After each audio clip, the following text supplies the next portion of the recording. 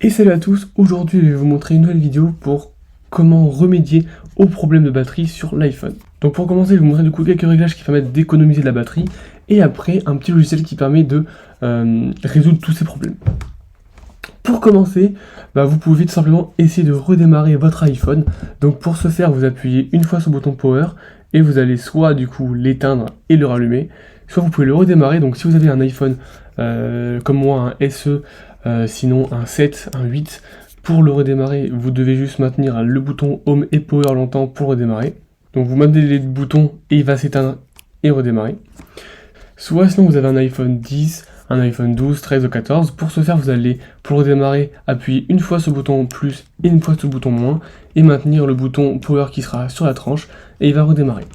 Donc ensuite, pour économiser la batterie, vous pouvez simplement quitter les applications en arrière-plan qui consomment. Donc une application en arrière-plan, c'est par exemple si je lance des notes et que je quitte, là l'application est en arrière-plan, elle n'est pas quittée. Si je vais dans le multitâche, on la voit qu'elle est là, j'ai plein d'applications. Donc vous pouvez du coup toutes les quitter pour économiser la batterie.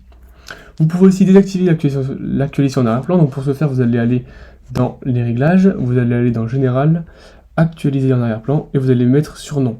Donc vous pouvez soit mettre sinon en Wi-Fi et après désactiver les applications qui ne vous intéressent pas. Moi je vous conseille d'appuyer sur non directement, ce sera beaucoup plus simple et comme ça on n'a aucune qui tourne en arrière-plan. Ensuite vous pouvez désactiver du coup les services de localisation, donc pas forcément toute la localisation de l'iPhone parce que c'est quand même assez pratique pour la localisation de l'iPhone en cas de perte, mais vous pouvez aller du coup dans confidentialité, services de localisation. Vous allez avoir ici des applications qui l'utilisent, moi je vous conseille de les mettre sur jamais, genre par exemple Siri ça sert pas à grand chose. Et ensuite vous allez vous rendre dans service système et désactiver du coup ces paramètres là qui ne servent pas à grand chose et qui consomment. Donc l'alerte selon les lieux, diffusion des fuseaux horaires, HomeKit, ça, les mises en réseau Wi-Fi, personnalisation du système vous pouvez désactiver aussi, recherche mobile aussi, sélection pour les lieux ça sert pas à grand chose, et des analyses de l'iPhone qui ne servent à rien, qui consomment beaucoup trop de batterie. Ensuite vous pouvez aussi vous rendre dans son, qui va permettre de désactiver en fait le clic du clavier, donc de base il est activé, vous le désactivez. Et si vous avez un iPhone sur iOS 16, vous pouvez tout simplement désactiver aussi la vibration du clavier.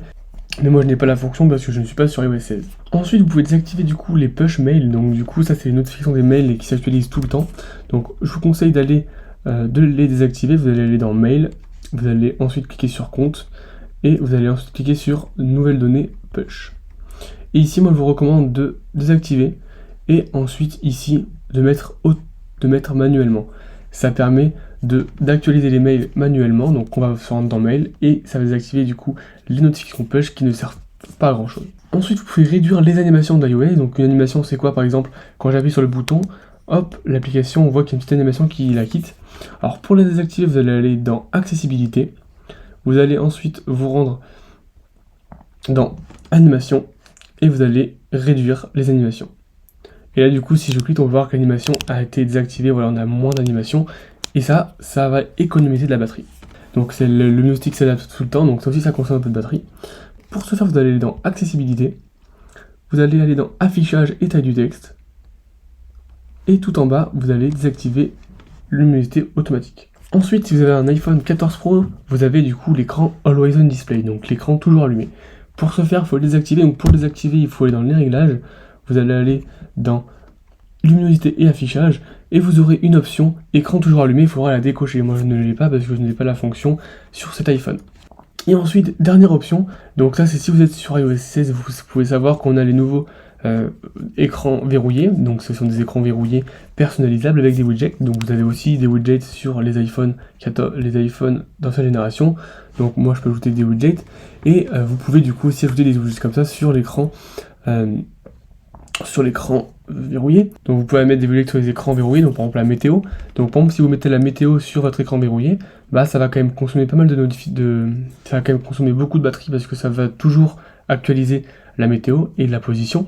Donc moi je vous recommande de mettre un widget simple, donc évitez de mettre la météo et par exemple à la place vous pouvez tout simplement ne pas mettre de widget ou mettre des widgets un peu plus simples comme par exemple le widget batterie qui lui consomme rien du tout et qui vous donne toujours des petits aperçus assez sympas pour votre iPhone. Donc moi là je vous montre l'écran d'accueil, mais si vous avez un iPhone sur iOS 16 vous pouvez le modifier sur l'écran de verrouillé en maintenant appuyé longtemps sur l'écran verrouillé. Et ensuite vous pouvez éviter d'utiliser des câbles qui ne sont pas agréés Apple, donc des câbles qui ne sont pas certifiés, qui vont endommager la recharge de l'iPhone. Et vous pouvez aussi éviter la chaleur de l'iPhone parce que la chaleur diminue l'autonomie de l'iPhone, donc essayez de le mettre dans un endroit pas trop chaud. Donc maintenant, si toutes ces options-là ne marchent pas, vous pouvez tout simplement utiliser l'application Reboot. Donc l'application Reboot, on va passer sur mon écran. Sur l'application Reboot, tout simplement, vous allez devoir connecter votre iPhone au Mac. Donc pour ça, récupérer un câble. Donc pour ça, je vais connecter mon iPhone à mon Mac. Donc le logiciel est compatible sur Mac et Windows. Vous allez le brancher, voilà. Vous allez faire autoriser, et une fois vous allez dans réparation standard. Hop. Et donc là, vous allez devoir télécharger le firmware, donc le dernier firmware compatible, donc moi ici iOS 15.7.1, vous allez faire télécharger. Donc là, il va télécharger tout simplement le firmware, donc du coup la version iOS. Donc là, du coup, ça va être en cours, donc il va télécharger du coup la version de l'iPhone la plus compatible. Et donc voilà, là c'est fini, donc vous pouvez voir que ça s'est téléchargé. On va cliquer du coup sur le petit bouton bleu pour lancer l'installation, et l'iPhone va redémarrer et installer la version.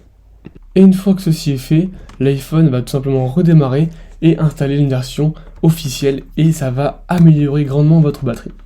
Donc on va attendre qu'il se refasse à 0, on va attendre qu'il redémarre. Et donc voilà, donc là c'est fini, donc vous pouvez voir que le logiciel a fini. Donc là l'iPhone est en train de faire son dernier redémarrage. Et une fois que votre iPhone va redémarrer et aura tout simplement une meilleure batterie.